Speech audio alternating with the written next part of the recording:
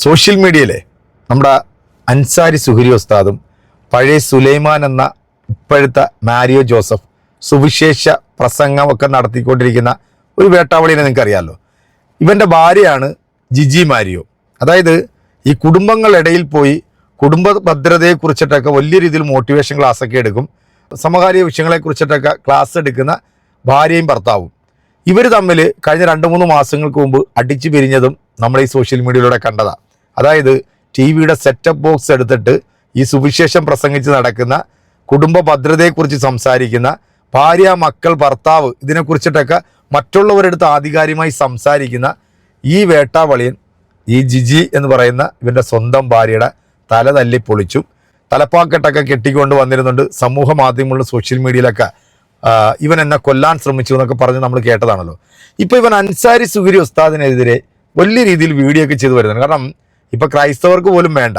പണ്ട് മുസ്ലിം കുടുംബത്തിൽ ജനിച്ച് ഇവൻ്റെ തട്ടിപ്പ് ഒന്നും അതിനകത്ത് നടക്കാതെ വന്നപ്പോഴത്തേക്ക് ഇവനായിട്ട് സ്വയം തിരഞ്ഞെടുത്ത ഒരു മാർഗ്ഗമായിരുന്നു ക്രൈസ്തവ മതത്തിലെ പാസ്റ്ററായിട്ട് പോവുക.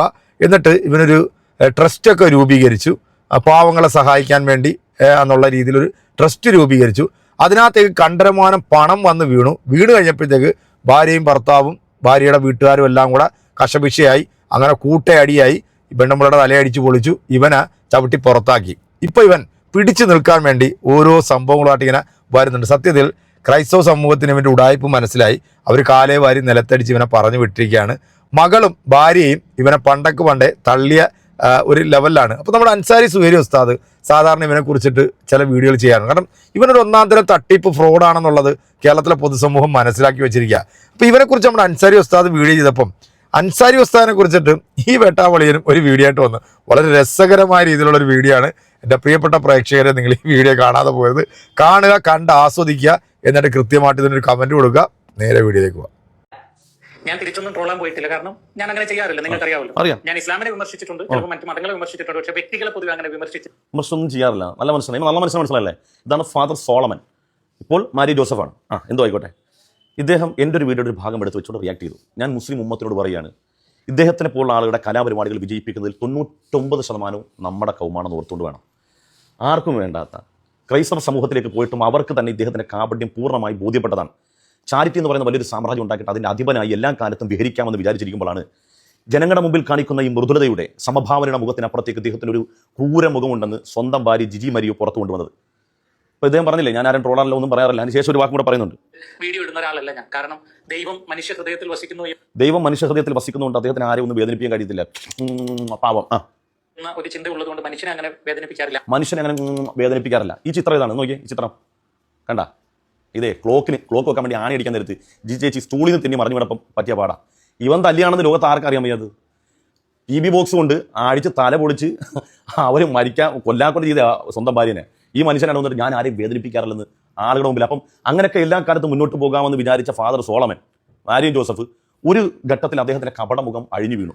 ക്രൈസ്തവരും ഹൈന്ദവ സഹോദര ഈ നാട്ടിലുള്ള മനുഷ്യത്വമുള്ള ഏതൊരു മനുഷ്യനും എതിരായ സമയത്ത് ഇനി അദ്ദേഹത്തിന് പിടിച്ചു നിൽക്കാൻ കഴിഞ്ഞില്ല എന്നപ്പോൾ എന്ത് ചെയ്തു? നമ്മളെന്തെങ്കിലും ഒന്ന് പറഞ്ഞു നോക്കാം. നമ്മളെന്ത് ഉപദേശിക്കുന്ന രൂപത്തിൽ ഉപദേശത്തിൻ്റെ കോലം പറയാൻ പറ്റുന്നത്. എന്ത് വിഷയത്തിന് ഉപദേശിക്കാൻ വരുന്നത്? മാന്യന്മാർ പറയുകയാണെങ്കിൽ നമുക്കത് കേൾക്കാം. അങ്ങനെ അദ്ദേഹം ഉപദേശിക്കാൻ വന്നത് കേട്ടോ. ആശയങ്ങൾ മാത്രമേ ഡിഫെൻഡ് ചെയ്യാറുള്ളൂ. ഇത് ആദ്യമായിട്ട് ഇദ്ദേഹത്തെ വിമർശിക്കുകയല്ല. ഇദ്ദേഹത്തിന്റെ ഹാസ്യപരമായ സംസാര ശൈലി ഒത്തിരി ഇഷ്ടപ്പെട്ടു പോയത്. എന്നെ ഇഷ്ടമാണ് ഇവർക്ക്. എന്നോട് ദേഷ്യമൊന്നുമില്ല, എന്നോട് എന്റെ കൊണ്ടോ വലിയ ഇഷ്ടമാണ്. Love you Bobby. ഇടക്കിടക്ക് ഞാൻ അദ്ദേഹത്തിന്റെ ചില കാര്യങ്ങൾ കണ്ട് ഒത്തിരി പ്രാവശ്യം ഞാൻ തന്നെ പറയണമെന്ന് വിചാരിച്ച കാര്യം അദ്ദേഹം പറയുന്നത് കണ്ടൊക്കെ അദ്ദേഹത്തിന് പറയണമെന്ന് തോന്നിയ കാര്യങ്ങളൊക്കെ ഞാൻ പറയാറുണ്ടെന്നാ. സൂപ്പർ ഹാസ്യപരമായ സംസാര ശൈലി ഒത്തിരി ഇഷ്ടപ്പെട്ടു പോയതുകൊണ്ട് എനിക്ക് ഇഷ്ടമാണെന്ന്. Love you baby. ഇഷ്ടമാണ്, ഭയങ്കര ഇഷ്ടമാണ് ആണോ? ആയിക്കോട്ടെ. ഇടക്കിടക്ക് ഞാൻ അദ്ദേഹത്തിന്റെ ചില കാര്യങ്ങൾ കണ്ട് ഒത്തിരി പ്രാവശ്യം ഞാൻ തന്നെ പറയണമെന്ന് വിചാരിച്ച കാര്യം. എന്നിട്ട് എന്തുകൊണ്ടാണ് ചക്കര തുറന്ന് പറയണ്ടേ? ഇഷ്ടമാണെങ്കിൽ തുറന്ന് പറയണം. ഇങ്ങനെ ഒന്നും പറയല്ലേ, ദേഷ്യം വരും.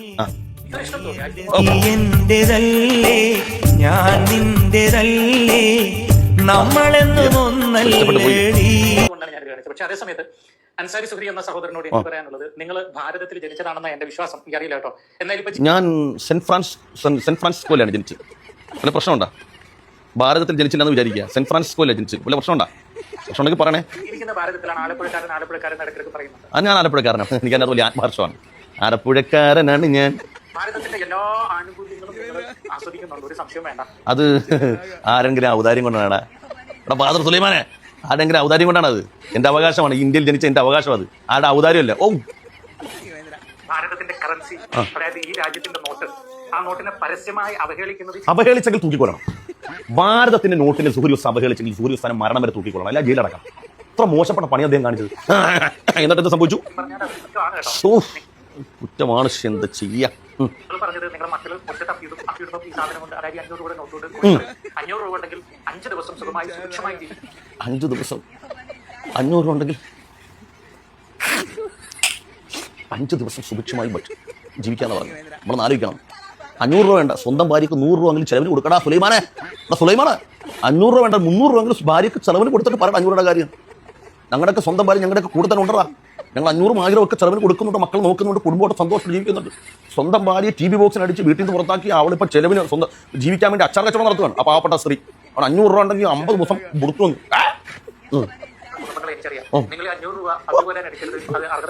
ഇല്ല നിനക്ക് വരാം. ഞങ്ങൾ സക്കാത്ത് സദക്കൊക്കെ ഞങ്ങളുടെ സംവിധാനത്തിലുള്ളതല്ലേടാ. നിനക്ക് അങ്ങനത്തെ സംവിധാനം വല്ല ഉണ്ടാ? ഞങ്ങൾ മുസ്ലിങ്ങൾക്കല്ലേ അങ്ങനെ സദക്കയും സക്കാത്തും ഒക്കെ സംവിധാനങ്ങളുണ്ട്. അങ്ങനത്തെ ഒരു സക്കാത്തുണ്ടാ? അവകാശം പറയാനുണ്ടാ? ഇല്ലല്ലോ.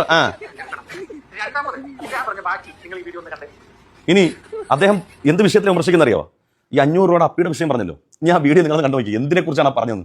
വ്യാപാര കേന്ദ്രങ്ങൾ കേരളത്തിലെ 5000 കോടിക്കും 10000 കോടിക്ക് ഇടയ്ക്കാണ് വിപണി എക്സ്പോർട്ട് അടക്കം. അതിന്റെ ഭൂരിപക്ഷം ഈ പ്രത്യേക സമുദായം കൈയാളുന്നു. 20,000 കോടിയോളം വരുന്ന പച്ചക്കറി വിപണി പൂർണ്ണമായിട്ടും അവർ കൈയടക്കുന്നു. എന്റെ പൊന്നെണ്ണ, എന്തൊരു കഷ്ടം ഇത്.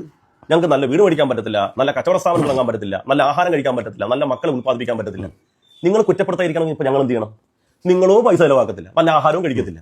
നീ ഒരു കാര്യം ചെയ്യാം, നിങ്ങൾ കുറ്റപ്പെടുത്താതിരിക്കാൻ വേണ്ടി ഇത് കണ്ടില്ലേ, ഇതല്ലേ മണി. ഞങ്ങൾ വീട്ടിലെ കൊച്ചുങ്ങൾ മുറ്റ തപ്പിയിടുമ്പോൾ ഇതുകൊണ്ട് കോരിക്കളയാം. കാരണം ഇതിനിപ്പോൾ ഉപയോഗമില്ലല്ലോ. നിങ്ങൾ ഞങ്ങളെ കുറ്റപ്പെടുത്തത്തില്ല, അതുകൊണ്ട് ഞങ്ങൾ ഇതൊക്കെ അങ്ങ് കൂട്ടി വെച്ചേക്കാം. എന്റെ പൊന്നെണ്ണ, ഇത് ഉള്ളവൻ ഇത് വീണ്ടും കളത്തിലിറക്കി കച്ചവടത്തിലിറക്കി പൈസ ഉണ്ടാകും. ഇപ്പൊ കാര്യം നിങ്ങൾക്ക് എല്ലാവർക്കും ബോധ്യപ്പെട്ടില്ലേ? മുസ്ലിം നിങ്ങൾക്ക് കച്ചവടം ചെയ്യാൻ പറ്റത്തില്ല, ലാൻഡ് വാങ്ങാൻ പറ്റത്തില്ല, ഒരു വ്യവഹാരങ്ങളിൽ ഇടപെടാൻ പറ്റത്തില്ല. അങ്ങനെ ഇടപെട്ടാൽ അത് ജിഹാദായി മാറും. അപ്പോൾ പിന്നെ ഞങ്ങളുടെ കയ്യിലുള്ള പൈസ എന്ത് ചെയ്യണമെന്നാണ് പറയുന്നത്? നോട്ട് എന്നുള്ളത് നമുക്ക് വ്യവഹാരം ചെയ്യാനുള്ളതാണ്. നമുക്കത് മാർക്കറ്റിലിട്ട് കച്ചവടം ചെയ്ത് അത് ഇരട്ടിപ്പിക്കാനുള്ളതാണ് പൈസ എന്നുള്ളത്. അല്ല എന്ത് ചെയ്യണം? കൊച്ചുകുട്ടികളുടെ മാലിന്യം കോരി കളയാനുള്ളതാണോ? ആണോ എന്നുള്ളതാണ് ചോദ്യം. എന്തോ സുലൈമാനോ ആണോ എന്നുള്ളതാണ് ചോദ്യം. പറഞ്ഞു മനസ്സിലായ? അതുകൊണ്ട് ഈ സൈസ് ഉടായ്പ എന്നെ കേട്ടുകൊണ്ടിരിക്കുന്ന ഒരു വലിയ ബഹുസ്വര സമൂഹം ഉണ്ടെന്നും ആ ഉത്തമ ബോധ്യത്തിലൂടെയാണ് എല്ലാ കാര്യത്തിലും സംസാരിച്ചിട്ടുള്ളത്. അവൻ വേറൊരു സംഗതി പറഞ്ഞു, അതും കൂടെ കേൾപ്പിച്ചിട്ട് പോവാം. ഇല്ലാത്തവനെ ഇത് ഈ മണി നോക്കിയാണ്. ഈ മണിയുള്ളവൻ ഇതിട്ട് മണി ഉണ്ടാകും.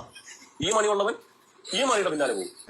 മതം തലക്ക് പിടിച്ചിട്ടുള്ള ഒരു സംഖ്യ മരവാണം എന്നിരുന്നുകൊണ്ട് പച്ചയ്ക്ക് വർഗീയത പറഞ്ഞപ്പോൾ അതിനെ ഉസ്താദ് വളരെ ഹാസ്യരൂപേണ അതിനൊരു മറുപടി കൊടുത്തു. അതായത് മുസ്ലിങ്ങൾക്ക് കച്ചവടം ചെയ്യാൻ പാടില്ല, മുസ്ലിങ്ങൾ ഹലാൽ കച്ചവടം ഉണ്ടാക്കുന്നു, ഹലാൽ ഫ്ലാറ്റുകൾ ഉണ്ടാക്കുന്നു, അങ്ങനെ ഹലാൽ പരമായിട്ടുള്ള പല പരിപാടികളും ചെയ്ത് അവർ മുന്നേറുന്നു. ഇതൊന്നും ചെയ്യാൻ പാടില്ല എന്ന് പറഞ്ഞപ്പോൾ ഉസ്താദ് പറഞ്ഞു, എന്നാൽ പിന്നെ ഇതുകൊണ്ട് പ്രയോജനമില്ലല്ലോ, പിള്ളേർ മുറ്റ തപ്പിയിടുമ്പോൾ ഞാൻ ഇതുകൊണ്ട് കോരിക്കളയാം എന്ന് വളരെ രസകരമായ രീതിയിലൊരു മറുപടി കൊടുത്തപ്പോൾ മാരിയോ ജോസഫ് എന്ന് പറയുന്ന പഴയ സുലൈമാൻ കാക്കാക്ക് അങ്ങോട്ട് കുരുപൊട്ടി. കാരണം സ്വന്തം ഭാര്യയ്ക്ക് 10 രൂപ ഇപ്പം കൊടുക്കാൻ പറ്റാതെ അവരിപ്പം ഈ ഉസ്താദ് പറഞ്ഞ അച്ചാറ് വിറ്റാണ് ആ സഹോദരി ജീവിക്കുന്നത്. അപ്പോൾ ഇവൻ വീണ്ടും വന്നിരുന്നുണ്ട്, ഇങ്ങനെ വന്നിരുന്നുണ്ട് കൊണയടിക്കുമ്പോൾ, എടാ സ്വന്തം കുടുംബത്തെ നല്ല രീതിയിൽ പോറ്റാൻ കഴിവില്ലാത്ത നീ ആണോ മറ്റുള്ളവർക്ക് സുവിശേഷം ഉണ്ടാക്കി കൊടുക്കാൻ വേണ്ടി പോകുന്നത്? ആദ്യം നീ നന്നാകും, നീ നന്നായിട്ട് നീ മറ്റുള്ളവരെ നന്നാക്കാൻ വേണ്ടി പോകും. സ്വന്തം കുടുംബം പോലും ഇപ്പം കൂടെ ഇല്ല, എന്നിട്ടാണ് അവൻ വന്നിരുന്നുകൊണ്ട് മറ്റേ വർത്താനം പറയുന്നത്. ഇനി ഇവൻ ഇതിനെ പരിഹസിച്ചുകൊണ്ട് മറ്റൊരു വീഡിയോ ആയിട്ട് വന്നിട്ടുണ്ട്. അത് ഞാൻ അടുത്ത വീഡിയോയിൽ മറുപടി കൊടുക്കാം. അപ്പോൾ ഈ വീഡിയോയിൽ നിങ്ങളുടെ മറുപടി അറിയിക്കുക. അടുത്തൊരു വീഡിയോ കാണാം.